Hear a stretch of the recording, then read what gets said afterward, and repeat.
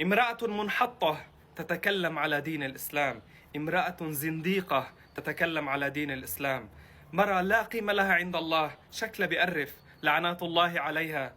جاية عم تحكي على دين الإسلام، جاية عم تتمسخر، عم تعمل نكت بدين الإسلام، جاي مشان تضحك الناس بتقول شي بيضحك عن دين الإسلام. أعوذ بالله. هيدي وين الجهات المختصة لحتى تحاسب هيدي المرة؟ تعرف شو بتقول هيدي المرة؟ أعوذ بالله من شرها. عم بيزعم، عم بتمثل للناس يلي قدامها وعم يضحكوا. بتقول لهم المسلمين بيقدسوا يوم الجمعة، فبيروحوا على الصلاة، هن ورايحين بيلاقوا عجقة، ببلشوا يسبوا رب العالمين، ببلشوا يسبوا الرب. عم تتمسخر. وبس لحتى يوصلوا على المسجد ما بيلاقوا محل يقعدوا، بيقعدوا على الحصير، بيقعدوا على الأرض، بيتكسروا إجريهم. أعوذ بالله.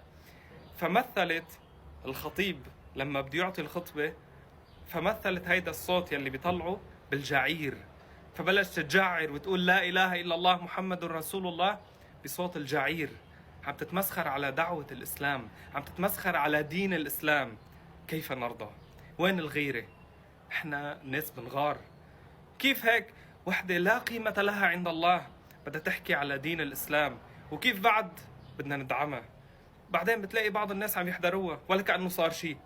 لك هيدي المرة بتدعم المثليين، بتأيد المثليين. أعوذ بالله. هيدي كيف بدنا ندعمها؟ لكيف تحضروها؟ وين الناس؟ وين الناس اللي بتدافع على دين الإسلام؟ هيدا الدين منه لعبة أبدا. هيدا الدين منه لعبة أبدا. وإذا هي ما تعاقبت بهيدي الدنيا، الله تعالى سيعاقبها في الآخرة. رح يكون لها إذا ما تابت إلى الله عذاب جهنم وبئس المصير. الله تعالى ينتقم من القوم الظالمين. هيدي وحدة مثل هيدي عم تحكي على دين الإسلام. لك سيدنا محمد أذي وضرب لحتى يوصلنا هيدا الدين.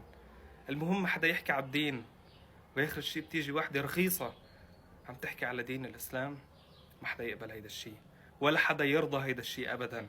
وحذروا الناس منا لهيدي المرة. ولكل شخص بيقدر يعمل شي قانونيا تتحاسب هيدي المرة. مطلوب نحن ننشر قد ما فينا لحتى تتحرك الجهات المختصة المعنية بهيدا الموضوع، لأنه نحن دين الإسلام ما بنرضاه أبدا، ولا مسلم بيرضى بالأرض حدا يجي يتمسخر على شرائع الإسلام، يتمسخر على خطيب الجمعة.